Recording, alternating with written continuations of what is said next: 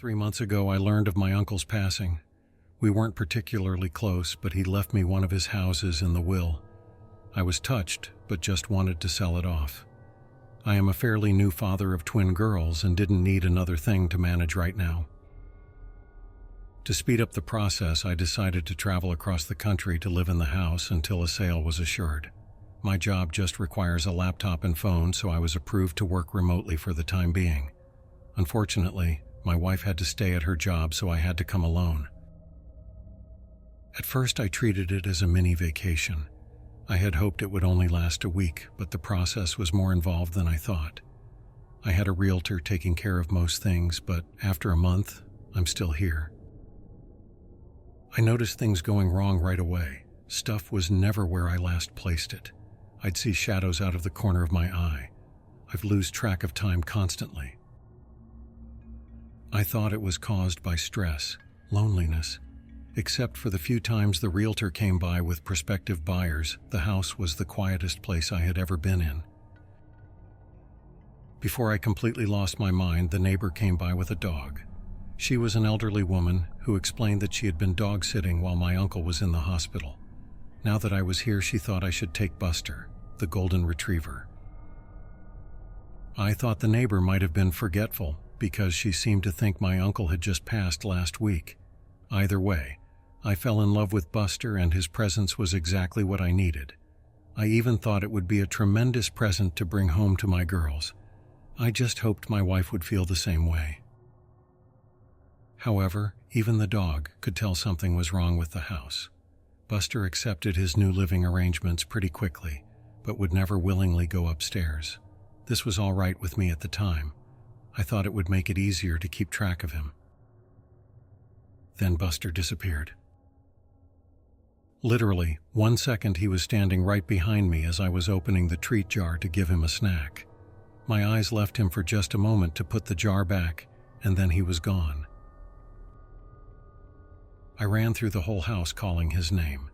The kitchen was connected to the living room, and on the other end of that was the master bedroom and study. The other end of the kitchen led to a dining room which was connected to the entrance hall that also led into the living room and stairs to the second floor. After walking upstairs, you had a choice of right or left along a balcony that overlooked the living room on one side and entrance on the other.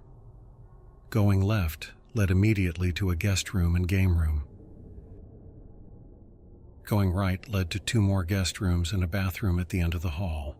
I looked in every room and had to accept that somehow the dog made it outside, even though there was no doggy door, and every door and window had been closed and locked. So I searched the surrounding neighborhood for another hour before giving up. I was thinking about making flyers when I opened the front door and heard Buster scrambling towards me from the kitchen. I was ecstatic, of course, but I just couldn't wrap my head around how I could have missed him. I let Buster sleep in the bed with me that night. In hindsight, it was a huge mistake, but it made me feel better at the time. Things picked up at work though, and I soon forgot about all the strangeness surrounding this house. Clients called me constantly, but we were getting a lot done and I landed multiple large contracts in a row. I was working around the clock, but I knew I'd be due a promotion once I returned to the home office. Several times I'd get lost in a phone call or spreadsheet and suddenly find that it was nighttime. I'd be so absorbed with work that I would block out Buster whining for food or to go outside. I started to set alarms to keep track, but I had too many important clients to slow down. I was on top of the world, but my health was starting to suffer. I'd forget to eat and even sleep sometimes. There was always something else to do or someone to talk to. I even got better at taking care of Buster. Better than I was taking care of myself, at least. Then my good mood ended with a bang. Literally. Buster was whining behind me as I finished another spreadsheet. Then we both heard a door slam upstairs. For the first time since I brought him inside, Buster ran upstairs by himself. I almost called the cops, but I felt silly with the phone in my hand. I started to doubt I had heard anything at all. And if there were an intruder, surely Buster would have been making more noise. So I mustered all the courage I could manage and crept upstairs with frying pan as my weapon. It was dark upstairs, but enough moonlight was coming in from the downstairs windows for me to make out Buster standing in front of the bathroom. I had purposely closed every door when I last came through here looking for the lost dog, but this door was now wide open. I flipped on the hallway light, but nothing happened. With no better ideas, I raised my frying pan high and walked slowly to the bathroom. There was no window in here, so it was pure darkness inside. I was terrified. Bizarrely, Buster just looked frozen.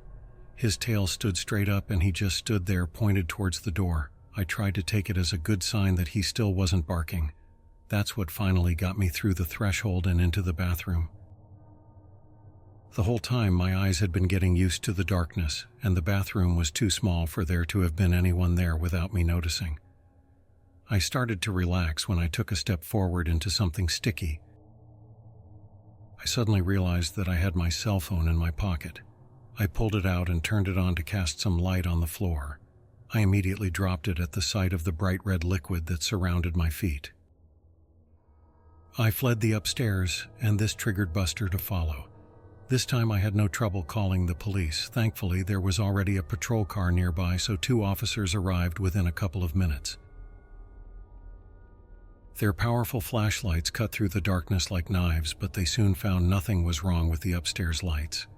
Something did appear to be wrong with my pipes, though, as they called out from above that the puddle was just rusty water.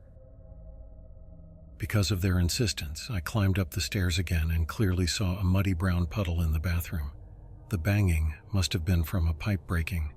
Both cops had a laugh at my expense, but were otherwise understanding. They even gave me a number of good plumber, though my cell phone was ruined after I dropped and left it in the puddle. I would have to use the one landline in the kitchen from now on. I let them out and promised to call the plumber first thing in the morning.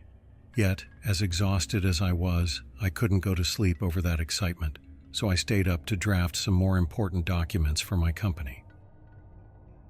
Before I knew it, Buster had made another mess in the living room. I was dead tired and said some things to Buster that maybe I shouldn't have, and I did some things to him that I know I really shouldn't have. I decided to do something about the stress I had been under, and I spoke to my supervisor that same morning. To my surprise, they were happy to let me have the week off as a sort of mental vacation. Just like that, all my outstanding work was taken away. With nothing else to do, I tried to focus on Buster. I played games with him and fed him a bunch of treats to make up for my earlier neglect. Then I found the first message.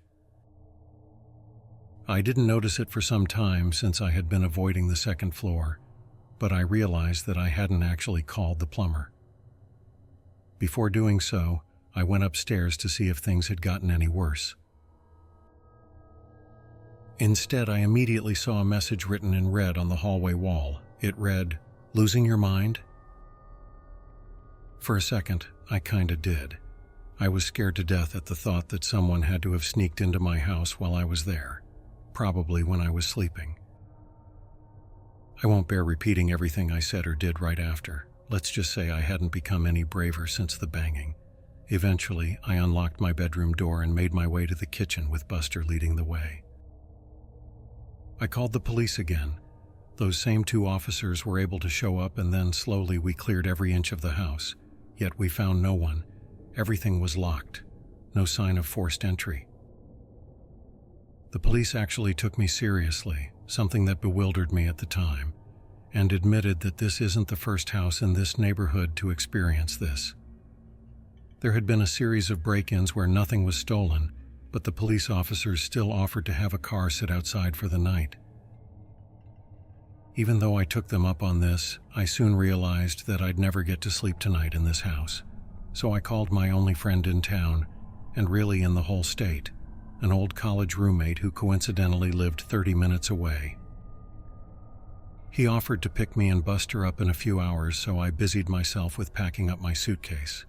I didn't know how long I would need, so I pretty much packed everything I had brought with me to the house in the first place.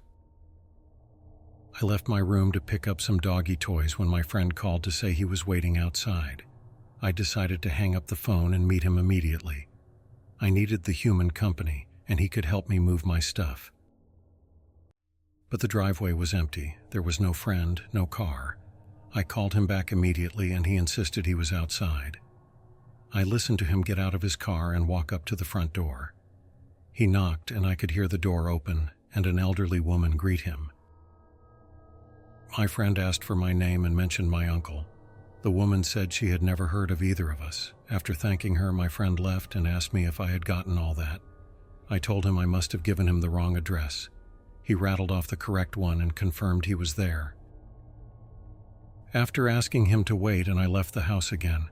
I walked out to the street and looked back at the numbers written on the curb and on the mailbox. Only there weren't any numbers. Just a message, "Losing your mind?" on the curb, written in red. The temptation to leave right away was great. I could just start walking and never stop. But I had to get my stuff and, more importantly, Buster. So I entered the house one last time. When I came back to the room, my suitcase was empty. Everything I had just spent the last hour packing up was back in its proper place. Despite how impossible this was, I focused on only one goal. We needed to leave. I put a leash on Buster and was shocked to see how haggard he was. I resolved to make it up to him when this was all over. I tried to leave out the front door like nothing was wrong, but I couldn't open it. The knob turned freely, but the deadbolt wouldn't slide back. I was really scared now, but Buster's presence helped. I knelt down to give him a hug, and he gave me an idea while licking my face. Whatever was happening, it sure wasn't the result of a maniac hiding in my house. Still, I didn't know what forces were actually opposing me, so I walked to the backyard and said loudly, "Well, Buster, time for a little walk." The glass door slid open easily. Buster bounded out happily. I guess it had been a long time since I let him outside. I followed more tentatively and, for the first time, examined the backyard closely. There was an iron fence surrounding the yard with another space between the bars that Buster could slip through. And then I saw it. A tree that grew too close to the fence and had several branches extending through and above it. I assumed the gate would be supernaturally locked too, so this was my exit. Buster didn't need any prodding. He waited patiently for me on the other side as I painfully pulled myself up and over the fence. I was suddenly aware of how weak and tired my recent lifestyle had made me. When I was in the process of climbing down the tree on the other side, Buster growled once and then took off like a shot towards a nearby hill. I jumped down and gave chase. He disappeared over the top, and I scrambled to keep up on the surprisingly steep surface. Luckily, I found where someone had laid some stone bricks into the side for an easier way up. It was still steep enough that I had to focus on placing my feet correctly to keep from sliding, so I was looking down when my next reach-up resulted in my hand grabbing carpet. Confused, I looked up, see the second-floor landing. I looked down to see the rest of the stairs that led to the entrance hall and living room of the house. Buster was nowhere to be found.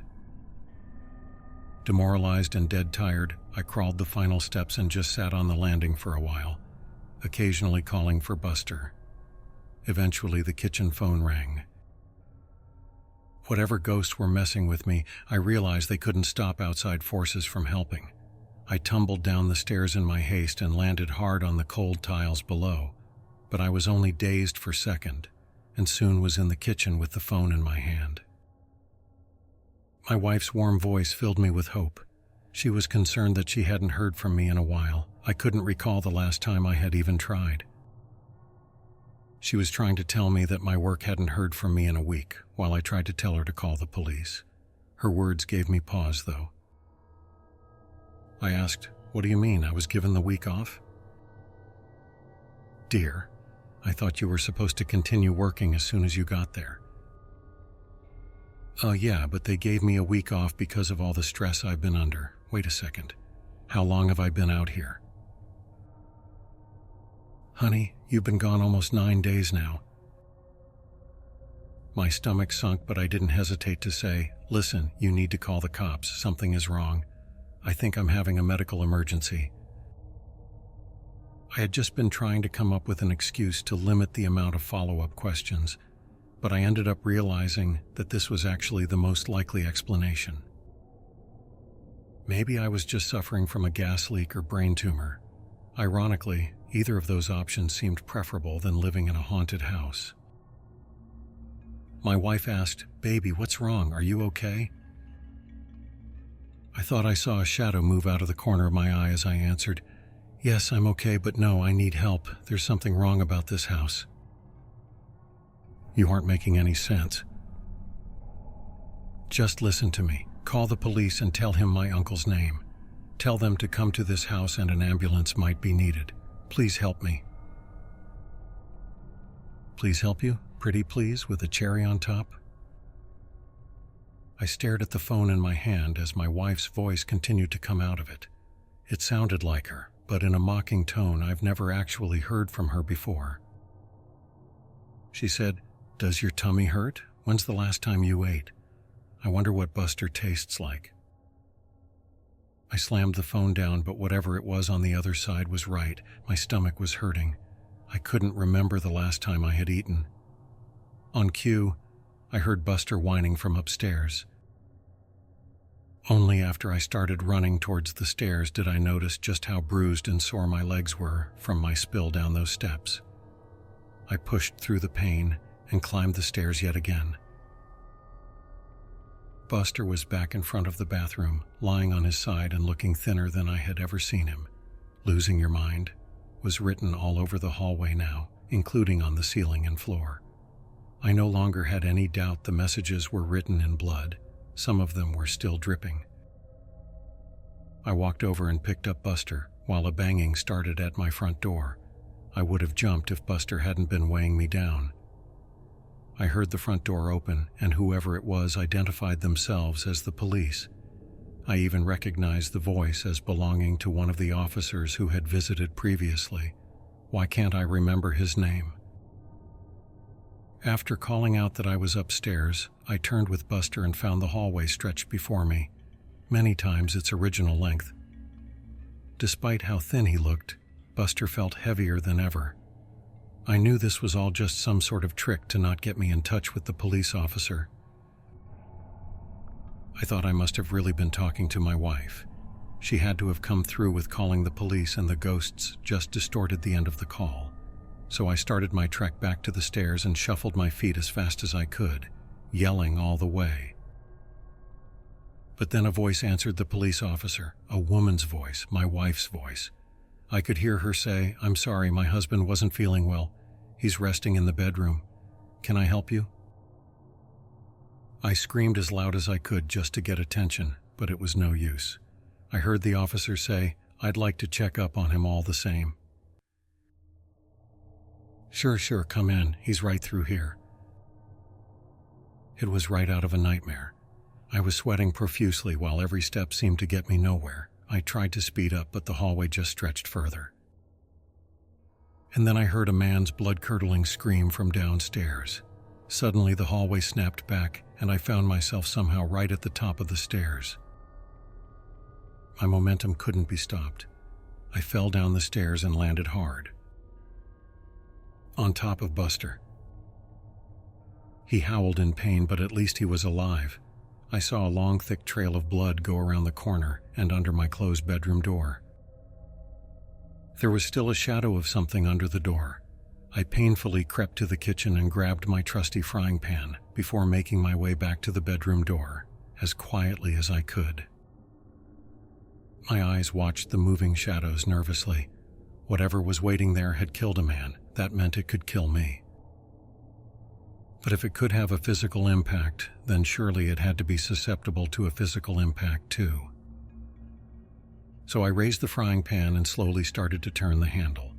Before I made much progress, the door flew open on its own, and something turned suddenly to me. I swung my frying pan down. The cop stood before me, a smile frozen on his face. We both looked down at the knife plunged into his chest. My hand was still wrapped around the handle. He fell to the side, and I fell backwards to sit heavily on the now clean floor. I was positive I had picked up the frying pan. I could remember its weight. but now I also remembered going to the kitchen and pulling out the knife. I seriously wondered if I was losing my mind. I looked down to find I had the knife in my hands again. I dropped it at once and crawled back to check on Buster. He wasn't moving. I put my head on his flank and was devastated to feel he was still warm but not breathing. I didn't know what to do, so I did nothing. I did nothing for a long time. I was lethargic but somehow made it to the couch in the living room. I waited there until nightfall and then slept on the couch. When I woke up, I waited some more. I wasn't sure what I was waiting for, but nothing horrible was happening to me while I waited. I wasn't in a hurry to change that. But the bodies of Buster and the cop were still there. I needed to do something. My stomach rumbled as I finally got off the couch. That was another problem with just staying put. First things first, I found a shovel in an outdoor closet attached to the backyard porch. Digging the hole was exhausting, so I settled for just burying Buster now. I planned on getting to the cop after finding something to eat. I picked up Buster and carried him outside. His fur was still so warm. It was hard to believe he was gone, but there was no life behind his big brown eyes. I gently laid him down in the hole and got to work. Sometime later, I wandered into the kitchen and raided the pantry. The house was quiet apart from my efforts. Whenever I stopped moving, the silence was complete. I wondered if the ghosts had just been trying to make me a murderer after all. Now that their goal had been met, maybe they would leave me alone for a while. Just in time, because I was starving and didn't need any more distractions. I opened a box of cereal and had a handful up to my lips when I paused. How could I tell I was actually eating what I was looking at? What if I had actually been opening a box of rat poison? I still wasn't sure what these ghosts were capable of. I imagined the food turning into worms after it was already in my mouth. With that thought, I threw the cereal to the ground and stomped off, no longer hungry. I needed to concentrate my efforts on leaving this place. Right on cue, I walked by the front door. It was wide open. Instinctively, I made a leap for it, before stopping with my outstretched hand just a foot short of the door. This had to be another trick. I could see the door slamming shut in my face, or even taking a few of my fingers with it. I could feel a breeze enter the house, but I was too scared to move. This was the most impossible situation I had ever been in, or even heard of. All of my senses had failed me before. However, my need for freedom eventually caused my feet to move. Upon slowly exiting the house, I saw the cop car just sitting in my driveway. The door was unlocked and the keys were sitting in the front seat. My mind went wild trying to explain the situation. Maybe the cop was secretly a murderer and had killed previous owners of this house. Maybe his sacrifice helped them move on. I couldn't think of any other explanation for my good luck at the time, so I just pushed my misgivings down and got in. I drove out of the neighborhood without incident, but I had new problems. I was in an unfamiliar city, driving a cop car with no money or other belongings on me, and I had no idea what to do next. So I kept driving. It felt good to be free of that house. It felt good to see the sun, so I kept driving. On and on. Left turn. Right turn. Left turn. Right turn. No idea where I'm going. And then I realized I hadn't seen any other cars on the road for some time. Where was everyone? Where was I?